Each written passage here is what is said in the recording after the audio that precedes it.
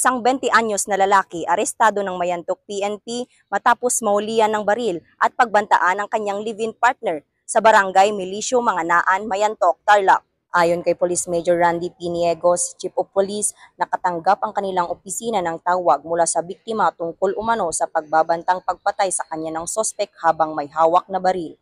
Agad namang rumisponde ang mga tauhan ng Mayantok PNP sa lugar kung saan aktong nakita ng pulisya ang nakasukbit na baril sa naturang sospek habang siya ay tulog sa harapan ng kanilang tahanan. Agaran namang inaresto ng Mayantok PNP ang sospek at narecover ang isang caliber 38 revolver na walang serial number. Kasalukuyang nasa kustodiya ng Mayantok PNP ang naarestong sospek na haharap sa kasong paglabag sa Republic Act 10591 o Comprehensive Firearms and Ammunition Regulation Act at grave threat.